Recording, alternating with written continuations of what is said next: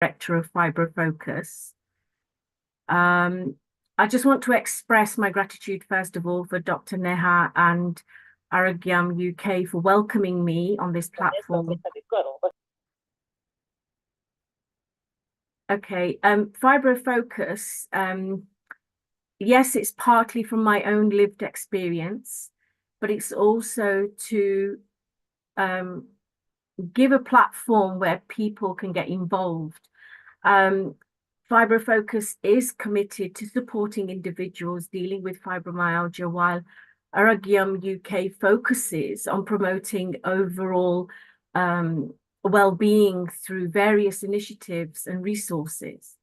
So together, we believe that the community could greatly benefit from the services and the resources offered by Aragyam UK, particularly by joining the 40+ groups it has to offer. We have all heard of diabetes, cancer, arthritis, rheumatoid arthritis, and so many more conditions. But today I'm excited to invite you to a series of sessions aimed at providing education and support for individuals affected by fibromyalgia. So these sessions will be hosted by Fibro-Focus and Aragyam together, and will cover various aspects of fibromyalgia management and holistic well-being. Now, each session is approximately about an hour, followed by, which will include a Q&A session at the end. So we believe that these sessions will be highly beneficial for individuals seeking to enhance their understanding about fibromyalgia and how it can improve quality of life. Now, we as a group together, working together, look forward to you participating and basically engaging in these informative sessions.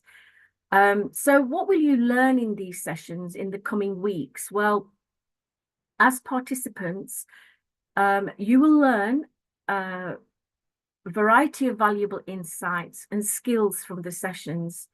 So let's dive into our first session on understanding fibromyalgia. If you're here today, it is because you might be curious about fibromyalgia, because it's crucial to understand what everyone experiences, because each experience is different with various symptoms and the challenges that come with it. So when you're living with fibromyalgia, it can be incredibly challenging, especially when you're in the dark about what's causing these very strange symptoms.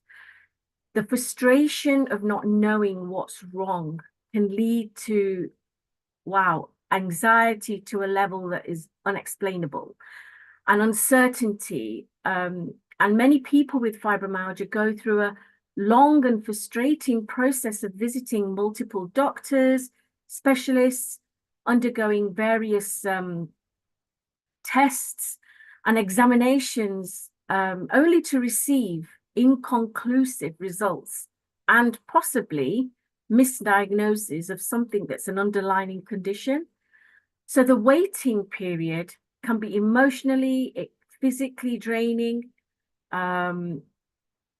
As individuals that struggle with this, to manage the symptoms without a clear understanding of their condition. So we can explore in today's session. So understanding fibromyalgia, well, what is it? What is this new condition that's been around for years? Just to go on a bit of approximate stats. So January 2022, it's not real-time data, but just to give you an idea, the prevalence in UK and USA is similar. America was high with fibromyalgia patients, but we're catching up.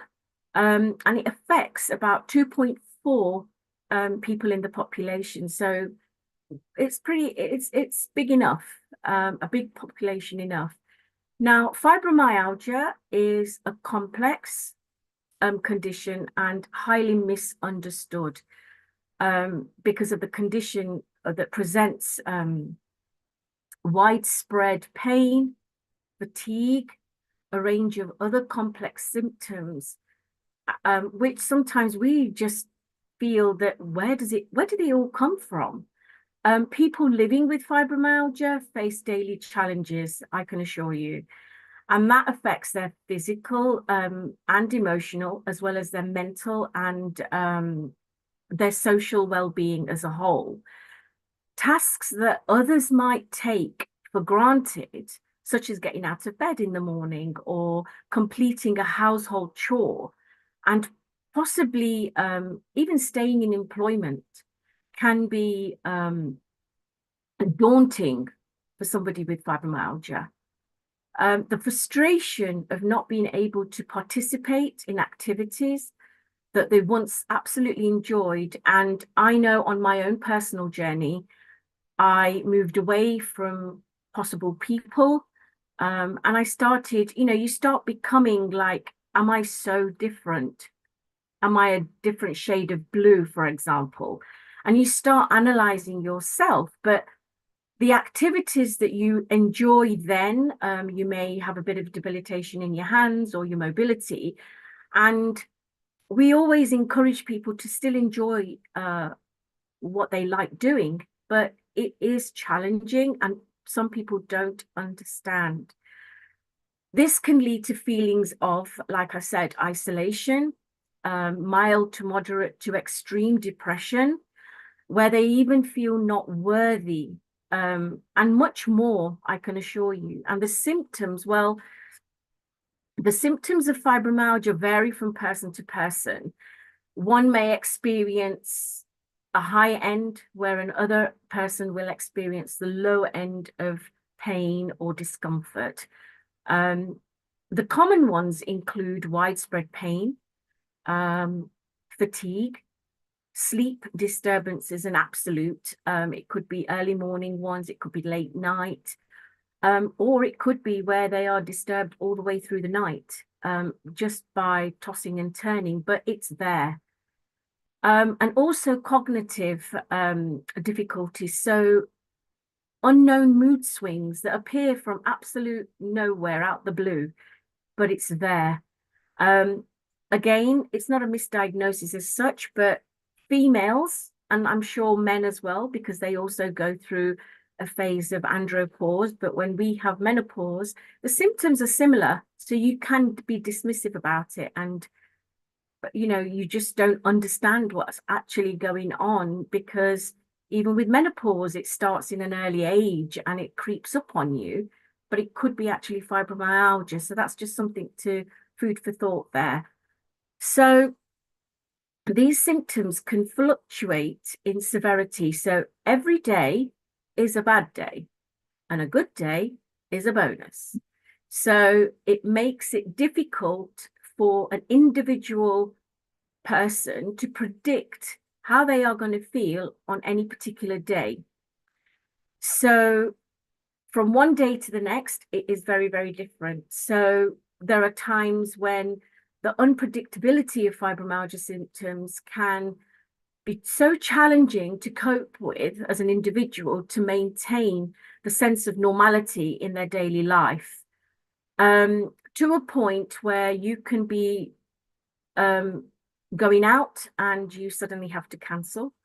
It could be where you've paid for something and you're actually not able to go anymore.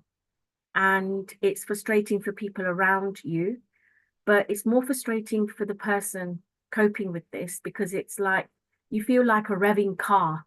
I've filled you up with petrol. You've got everything that you need, oil, everything else that you need in your for your journey. So what's stopping you? But it's like you need that push. And I can only describe it as a car that's either been filled with diesel in a petrol car. You're trying to rev that car and that car does not want to move. So the diagnosis fibromyalgia can be a lengthy process. It's frustrating.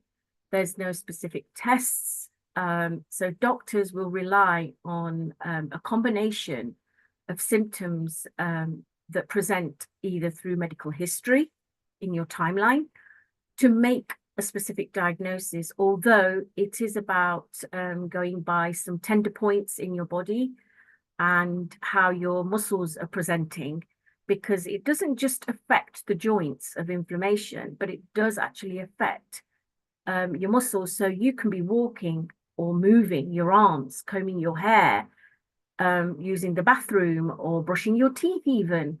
And just that action, it's like your arms will, it's a feeling.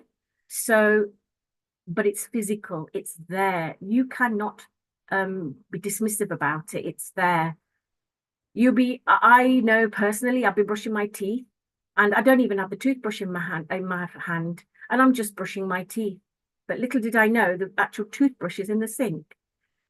You switch to an electric toothbrush, so it makes it easier, quicker.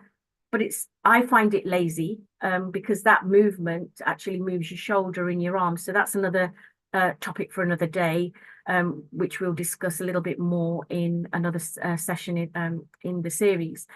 But when you are experiencing these symptoms for months and years on end without a clear explanation, the lack of definitive diagnosis can lead to feelings of, like I said earlier, absolute frustrating.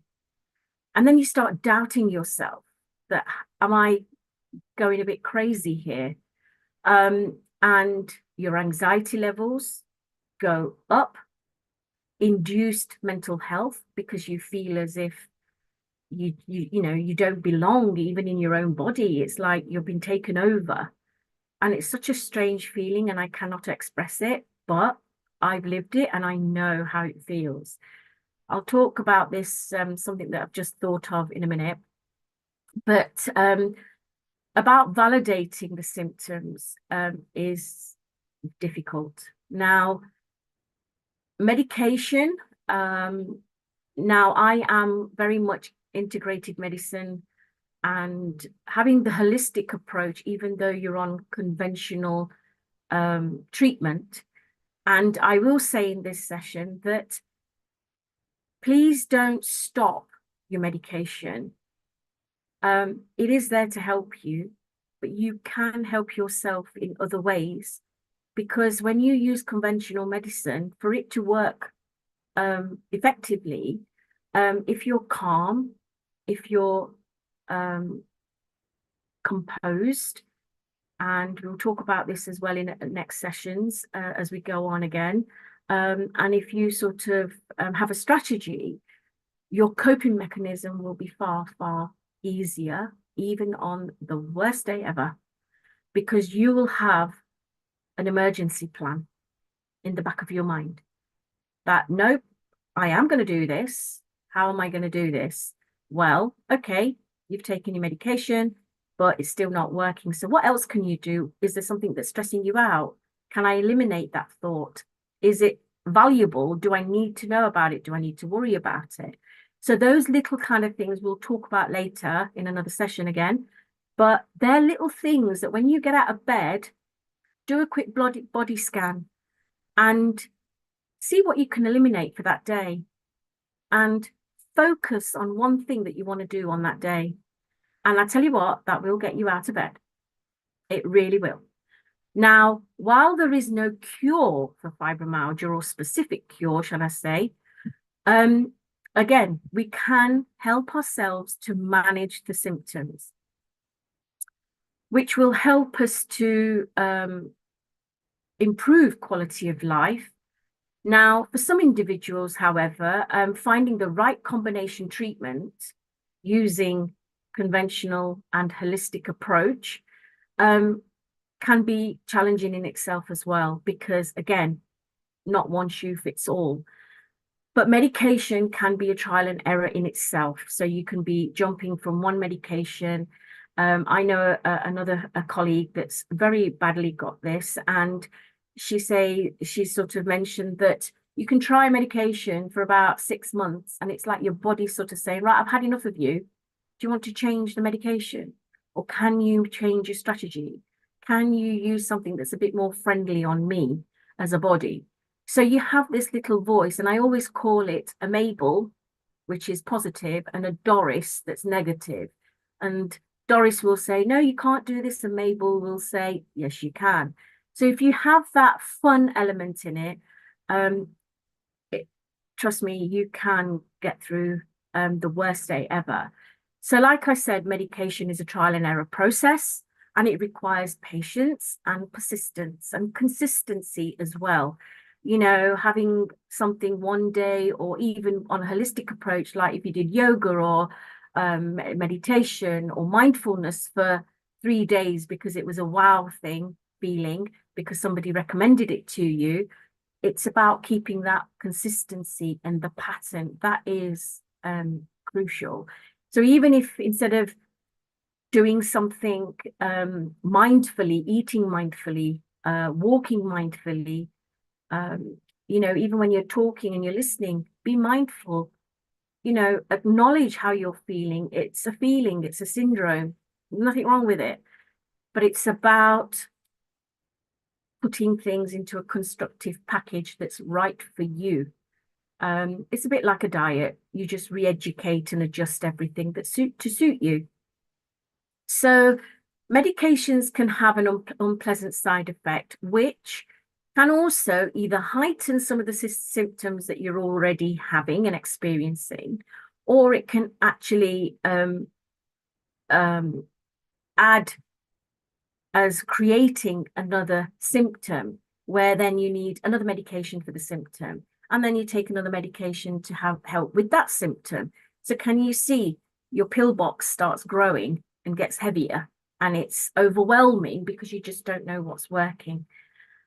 But if you keep a record of, and again, this is another session that we will do in the series, but keeping a record and of your moods when you're starting a new medication is something to think about as well along the journey.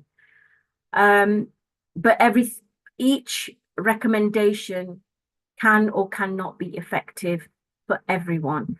So adding to the frustration and disappointment of these seeking relief from their symptoms is, again, just another task in itself. But now let's talk about fibromyalgia and how it affects life in general. So like I said, over the next few weeks, we're going to explore different areas from medication, from nutrition and well-being, the holistic approach, pain management, and work, and how it affects your life in all areas like relationship and even self-care. Relationships, you'll be surprised how it can affect. And in one of the sessions, I'll be going through that in a bit more detail. But yeah, it absolutely can affect all parts of your life to a point where you just don't know whether you're living or existing.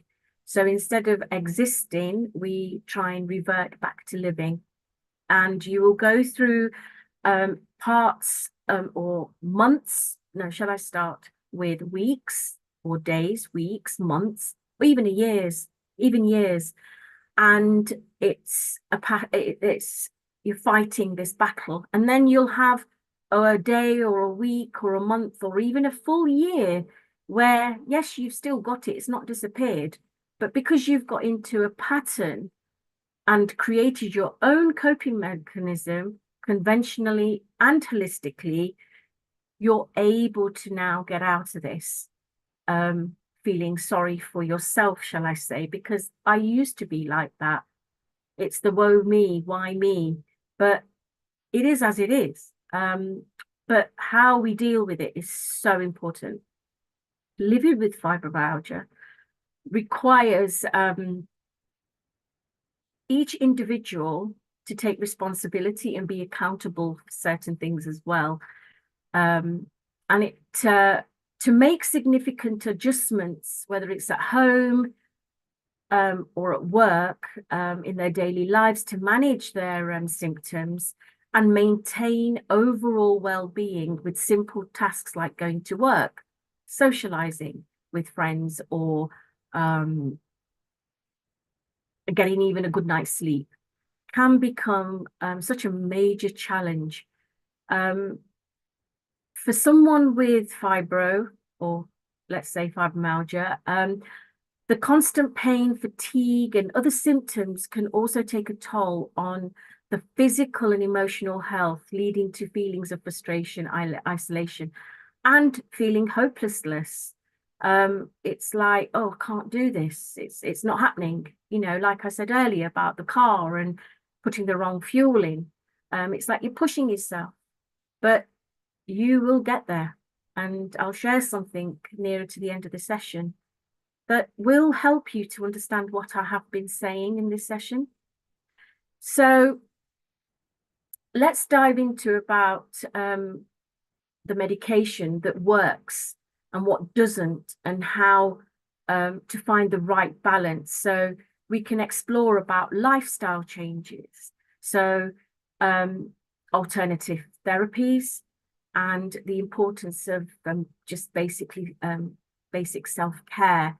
So having pamper days, going out to ladies, going out to have your hair done or your nails, gents, you know, it's a big thing at the minute where men are also taking care of their self-care, and men do also have fibromyalgia, just to let you know.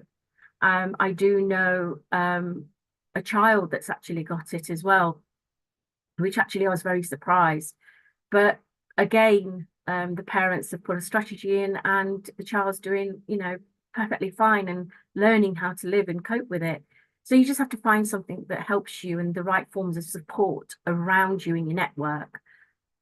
The holistic approach addresses both, can deal and address with the physical, emotional aspects of the condition as well. Using all the tools in your toolkit. Exercise is a small, or shall I say, an essential part as well, albeit 5 minutes, 15 minutes, 30 minutes. You can build up to that timing. And you will find your own techniques, even with your dietary needs, which therapy will suit you. You can go through the whole, you know, selection. And yes, I have. And sometimes you have to dive in for something that actually you didn't feel okay with, but on that particular time when you're struggling, it's the only thing that you felt good with when you went for the experience to try it out. And I personally, in my profession or as a personal lived experience, will recommend what I've tried myself. So if I haven't tried it, I would hesitate to sort of say, well, maybe you want to try this. So even if you are having a fear of needles, emotional freedom technique is the same principle without needles, and it can help because it also works with your timeline. So that's something to think about as well. CBT can also help majorly with a similar concept and a merge and a marry of neuro-linguistic programming as well, because we're retraining ourselves to a new adaptation of life. So yeah, you know, if you're used to a manual car and you're going to an automatic car, you've still got to get used to it and have a feel around the car and learn all the new odd bods that you get in the car, don't you? So we're no different. We still, we are engineered in our own way, sort of thing. So we have healthcare providers around us that are supportive. It's just finding again where you can go, support groups, and it's about just navigating and finding what works for you. Now, alone in this platform with Aragium UK, I have noticed that you can actually find your perfect toolkit as well as your conventional treatment. And you've just got to go through it and find what works for you. Select the right timings that suits you and create your own little plan. Now, I've probably gone through this session quicker than I thought. However, I would like to just mention a few actors. Now, actors with fibromyalgia, which you either may know or you don't know about. Morgan Freeman, he's the acclaimed actor as a spoken publicity. He does publicize about his condition, and it is on social media, and he talks about his experience with fibromyalgia, which he developed after a car accident in 2008. So despite his condition, Morgan Freeman still continues with his acting journey. He has good days and bad days, and he probably works harder on the good day and then find out that he's struggling, but then he still continues. He's in the film industry and advocates for greater awareness of fibromyalgia. The second one, Lady Gaga. She's a Grammy-winning award singer, songwriter, and she's been open, very open, to the point where she again advocates on social media. And she struggled, and with her struggles with fibromyalgia and chronic pain, just before she's going to go on stage, she's got an emergency backup plan. And she's fortunate to have a team where she can tap into the emergency toolkit, where somebody can help her, tap into, right, you can do this. But that's okay. That's she can do that. So that's great. But sharing her journey with fans, it's a big thing. And hats off to all these people, because it must be difficult being in the limelight and then sharing and possibly having stigma at some point. Yes, I've had it, but you just have to be dismissive about it. Through her music and her social media platforms, even in her songs, you can feel pain in some of them. So anyway, I'm going deep, but I notice these things. But yeah, check out her social media platform as well, because it's interesting to find out how other people do go through it and deal with it. The third one is Janine Garofalo, who she's a comedian. Now, I'm sure she, we go to laughing classes. Well, she's got, serotonin boosting all the time, bless her. But she still struggles. She still struggles. And the actress, she's been living with fibromyalgia for many years, but she uses her platform to raise awareness as well about the condition. And she also advocates for better treatment options. And I think that's just amazing. Inequality, it is out there. And, we've got to show them that we're still struggling, and we do still need some insight and support. I would just like to mention that when you're in a different community setting, we do find it difficult. I know that I struggled at the beginning of this journey, and I found I didn't have no one from my community to talk to, and I struggled. And I really wished that I had someone, or I knew someone that had fibromyalgia in my community, because I wanted to basically compare notes, because we are not the same. Medication doesn't work the same on everyone. So we're not any different. So basically, what I'm saying here is I want to emphasize the importance of understanding fibromyalgia as a complex syndrome and exploring diverse management strategies, specifically for me, is very important. So when you come across someone that has this condition, it's nice to, or it can be a takeaway for you today to sort of say, well, how do you currently manage your fibromyalgia symptoms? How are you doing? So what challenges do you face in your daily life due to fibromyalgia? How do you practice your self-care? What support do you have? Do you have a network of people? Do you go to a support group? And there are support groups. It's just tapping into where. And we sometimes, rely on these support networks. Now, I've lost train of thought. There you go. Brain fog. That's one of them as well to put onto the list. So takeaways today is basically that, I would like people to think, in whatever community you are from, whichever town, whichever country in the world you're from,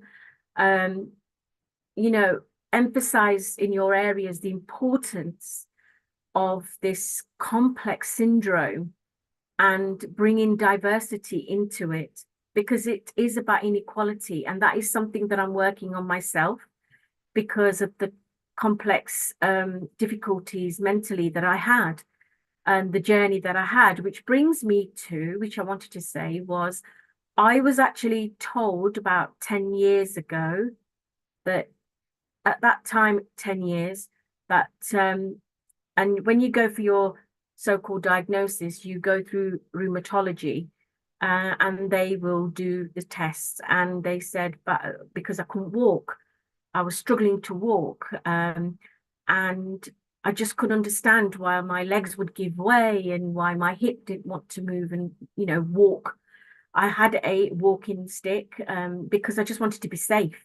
So I went out, yes, and I got a walking stick because my dynamic of my family, I'm on my own. I was on my own, or I am on my own, and I just needed to be there for the children. So I found it very difficult, and I just thought I've got to keep going. So I've got to keep myself safe, and waiting for somebody for an appointment, say, let's say, for example, to go and get assessed, get something to support you.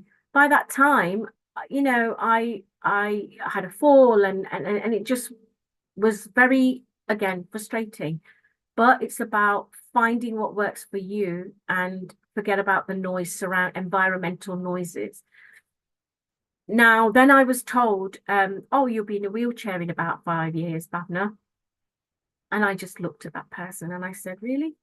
But my mindset, my Mabel and my Doris, which kept me alive. So whenever one of them says, no, no, you're not doing that. No, yep, you're going to be in a wheelchair. I'm fighting it on the other side, saying, nope, I've got children to look after. And I'm not on that. I used to call myself at one point, I haven't passed my sell-by date yet, to stay at home and be completely isolated. And what happened was I was so poorly. I was off work, working in the health profession. And as I was trying to figure out what was going on, because I was at the point where I really didn't know what was wrong. It was like every part of me was falling off, literally, to a point where I used to say to my children, do you want to walk behind me? And they'd say, well, why? I says, well, if anything else falls off, you can just pick it up. And we used to laugh about it because that's the only way to carry on. But when I started to come out of my isolation, COVID kicked in. And that really broke me. My legs went completely, I couldn't move, I couldn't walk, hospital admissions, even in that state of the environment. And it was really difficult. Now, rewinding back to me being off work, it was like no one was believing what I was saying. And it frustrated me to the point where I was not in a very good place, let's say. I just wanted to be heard and hear my side of the story, that this is what's happening and this is why I'm reacting. And as we know, an action causes a reaction, but we don't mean it. Sometimes we don't even know that we're actually doing it.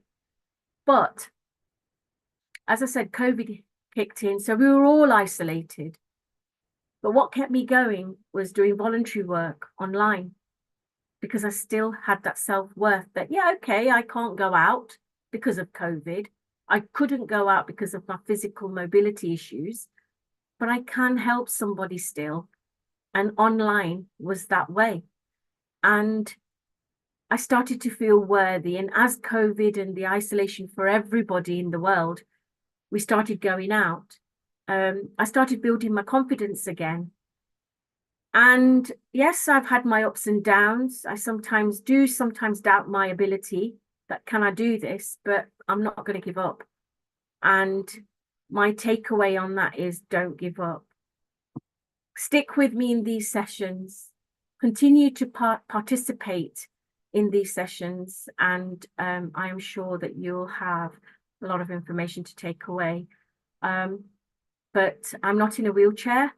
Yes, I have very bad days still, but I'm not in a wheelchair, and that's 10 years on now. So what I would like to say before I semi-end my talking is that the next session will be on the 12th of March, and it will be on pain management. So please join us.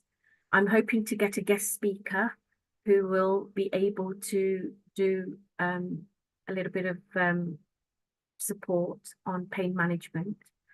So Dr. Neha and everybody here, I thank you very much for listening to me, and I'll hand it over to Dr. Neha if there's any questions that we can go through. Thank you.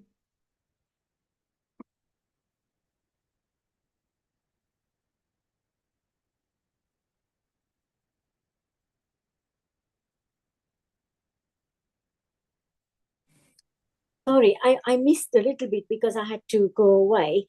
I just wanted to ask, you were talking about the bits about treatment, conventional medicines you were talking about. Yeah. What kinds of medicines do people take for fibromyalgia? I didn't realize there were any medications you could take. There is, but this session, it's just giving an overview of what it is. I am going to be doing a session after pain management on medication treatment and the combination approach. So if you bear with me, on the 12th, I'll let you know when that session is. But there is medication out there, and you can go to pain management, be referred to pain management, and they will be able to support you further. But there is a session particularly on medication. So if that's okay with you, and if you're okay to attend that, that'd be really great to see you on there. Yeah, okay, thank you. Yeah, I'll have to catch up on what I missed, but it is difficult really, because I've noticed I've started getting pains everywhere now. Yeah. Pain running down my arm, my leg. I do a few exercises, my arm hurts. That must be the muscles, and I don't know what is nerve pain, what is muscle pain. I've just given up. I've just enrolled on a 6-week course that NHS wanted me to attend on pain management. Yeah. So because they can't do anything, they said, so I have to attend this pain management course. They can't keep giving me physio.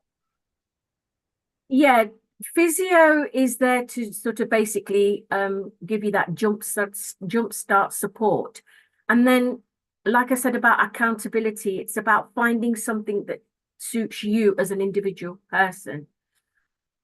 In pain management, you will learn a lot, and they give you the peripheral, so the outlining of what can and what they can help you with and what they can't, what's not in their hands. With medication, when you go from pain management, they give you some ideas, and you can go to your GP, and then they can prescribe. Now, I think you mentioned about nerve pain, and there is a medication for that. However, if you have an underlying condition such as diabetes, peripheral nerve pain can mimic your fibro and vice versa. So sometimes if you get tingling in your fingers or your feet, or your hands start going numb, there's things like Raynaud's that kick in. So just make sure that just make sure that you're not addressing fibromyalgia when it's something else possibly. You want to take the right medication, but nerve pain tablets, medication is available, but it doesn't suit everybody. But just doing small exercises can help, using a closed peg, but things like that, we will talk about it again in pain management, and there's various other sessions like exercise and lifestyle changes as well. But I think you're already doing pain management or done pain management. They do give you a lot of information, but it's how much you want to take out of it that suits you. I hope that helps. Yeah, okay, thank you. Yeah, because I don't like medication if I can avoid it. Yeah.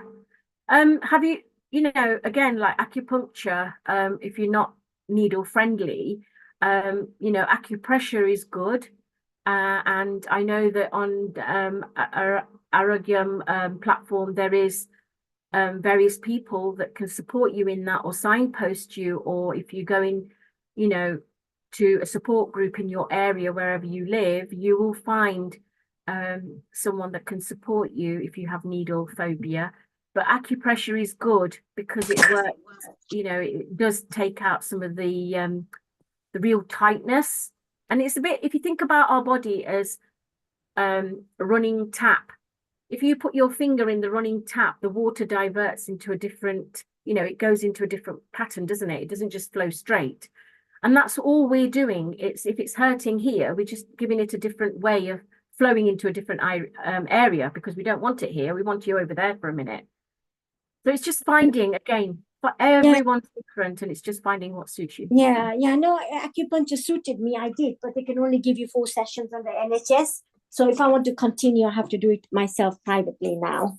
So, Yeah. so there you go. Yeah.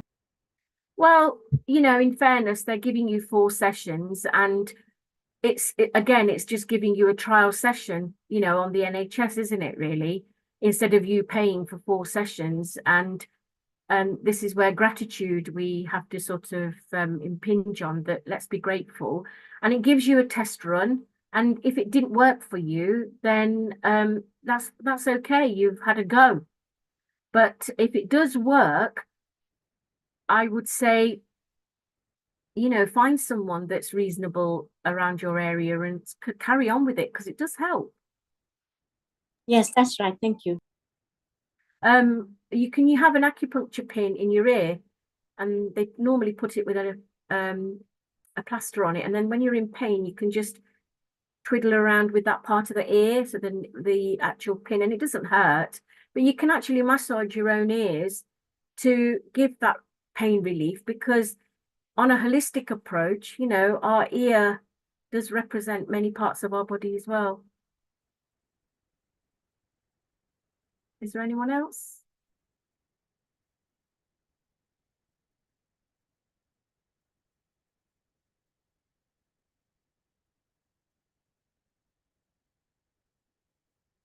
Is anyone, Dr. Neha there? Bhavna, I was just going to say I'm really thrilled because everything you said in terms of what fibromyalgia is, and what happens in the body in terms of the pain and the fatigue, and the brain fog, it's so real. It's like I was speaking to somebody else. That's how real it was for me. So thank you very much. I'm really excited going forward to see. I've been to a rheumatologist. I've been to the orthopedic, to a neurologist. I've done every blood test every 6 months, every year. I've done everything, and at the moment, I've got a new problem in my hips, where I find there's a new kind of pain coming through, and I'm just reluctant to see a medical doctor or a specialist because they'll just put me on medication again. And I'm also not liking medication because of the side effects as well. So I'm really struggling with it. But like you say, we push on every day and try and move forward. And yes, I'm grateful for everything that I have. Yeah, so I'm really looking forward to the future sessions with you. So thank you. Thank you. Thank you, everybody, again. And I hope that you all found it valuable. But the sessions, I can say, will be interesting. Hello. I might even throw in a quiz at the end. But let's just say that the end session, I will be giving you some sort of strategy. That's all I'm going to say, as a gift from me. And I'll create something so that you can... I will send it to Dr. Neha at the end of all of our sessions, and then you know, she can email it to you. But I'm not going to tell you everything because I need you to come back next time on the 12th. Okay. Hello. Definitely. Hi. My name is Hashida. I've been Hello. suffering. Hi. I've been suffering with this symptom for nearly 6 months, and it's very, very hard to cope with this because I have it very bad during the daytime. And the nighttime it gets worse. Yeah. And I just can't go to sleep. I'm waiting for my physios, which I'm going to do. It's coming up soon, and then waiting for the consultant to see me. How is there any? First, I know you talked about acupuncture. Is that a good idea to do that? I don't mind paying the money. Do you think it's a good idea to go through the Chinese acupuncture and have a 13 session with them and see how I feel, because I'm really, really tired of this pain all the time. It's individual's preference. I can, you know, we can talk about it as a collective group, but like I said when I was talking earlier, it's about individual's choice and, you know, your circumstances as well. Because if you do too much or too many different things, your body, it goes through a stage of like, you just totally feel more tired than what you are. And the holistic therapies like acupuncture and acupressure, cupping, they been there, tried it, they do work, they do help, but it's, you know, everything is temporary. But if you keep this sharp to work with, and you know, we have a second stomach, our gut feeling. Yeah. And gut feeling works with the mind, right? So ask yourself, you know, is it what you want? Is it what you need? Does your body need it? Does your body actually want it? And is it something that you actually want to go through? Because you do have like a detoxing phase, but even when you have acupuncture, you have to feel worse before you feel better. So, and it's a fact, because it's a different way. Your body's going into like, you know, it's taking a different route, a bit like the motorway, and it's thinking, oh, right, well, I'm going on this road now, but oh, right, I've got to go this way, and it doesn't know which way it's going. But if we keep it consistent, like I said earlier, make sure that it's something that you actually want to carry on with. You know, don't trial and test acupressure 1 minute and then go to acupuncture, or even though they're similar kind, you know, way they work on the points. But it's your body goes through a detoxing stage, and then things start brewing again. And you might be that you feel so bad that you can't cope and you give up. So pacing, which is something we talk about in one of the sessions, is crucial. Pacing is important. And even where it's not just about tasks, it's about therapy, treatment. And don't mix too much as well, because you don't know what works. You'll find that you're just mixing everything into a pot and you don't know which flavor you like. Yeah, I know. Therapy is the same. Acupuncture in combination treatment, I found, with small, you know, light exercises, chair yoga. You know, you don't. Again, this is another session, but you just have to find something that works. You know, it's just trial and error, literally.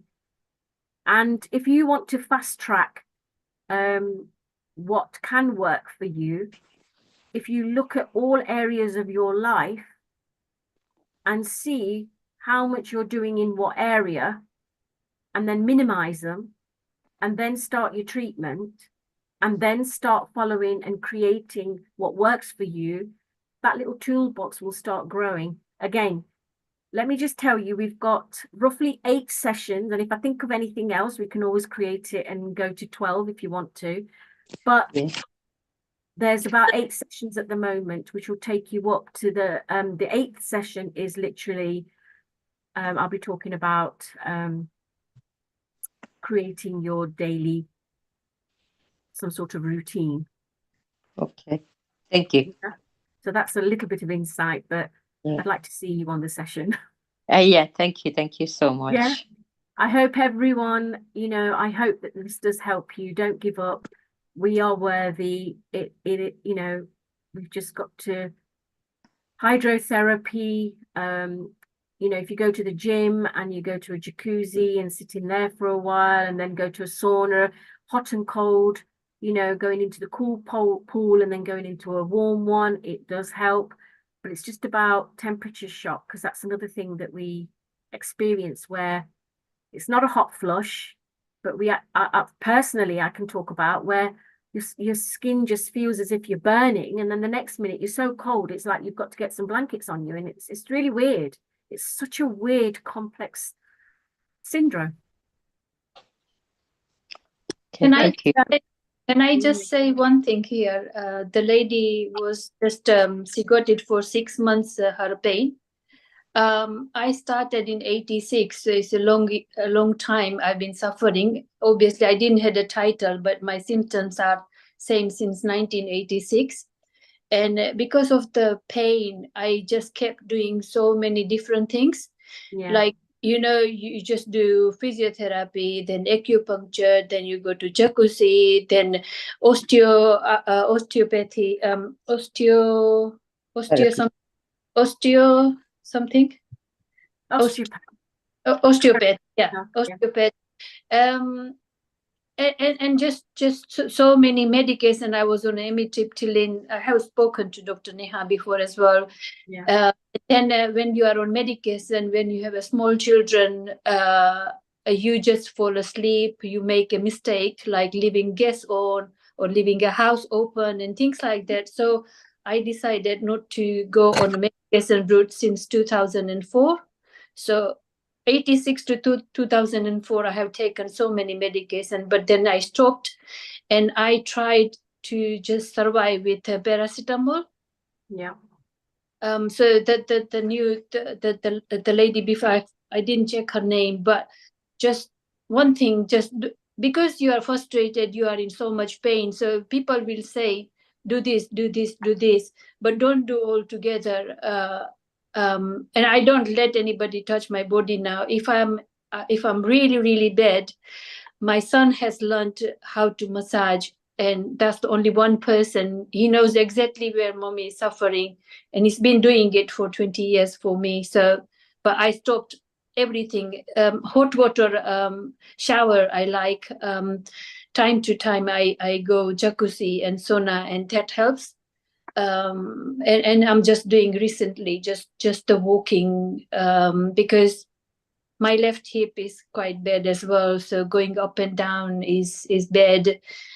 I find really, really tight pain here, just and it only relieves if I just do anulom vilom for a little while or just sit quietly. Otherwise, it's like here, it's like big huge stone, 40-50 kilo, is just there all the time.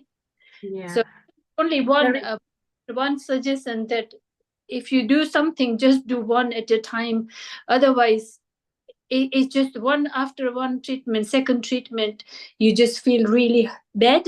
So there is no improvement, but it's something else is damaged in your body. You feel that's what we have a muscle across the chest here, and sometimes it feels like you're having a heart attack because it goes through your arm. You start feeling numb, and you know, I've experienced it, but it's a muscle along here that contracts and spasms. Yeah, and then, one same muscle goes back here, exactly same at the back. yeah, Just from here, same. it's parallel. It's Yeah. literally opposite each other. Yeah. Yeah. And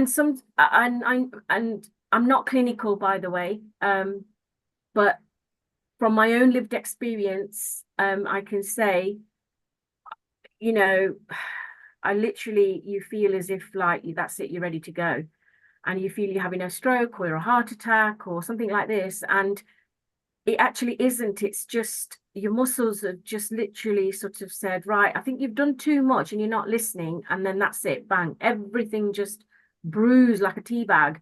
And it's just, you know, your body is actually telling you, hello, stop, you're doing too much, I don't want to do anymore. And because it doesn't matter what community you're from, but in a cultural setting, we're so well trained that, oh no, you've got to carry on.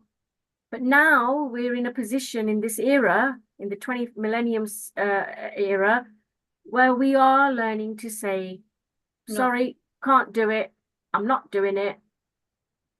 Yeah, I couple time I ended up in the A&E because of this pain, and I gave up the job now. I just myself. I done so many pain management clinic as well.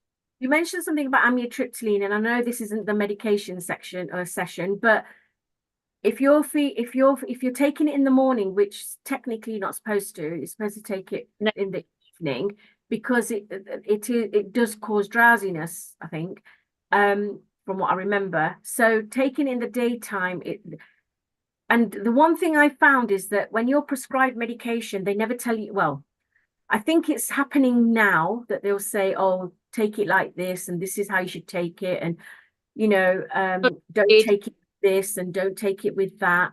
But before, when I was, 20 odd years ago, when I was diagnosed with it, and I didn't know that I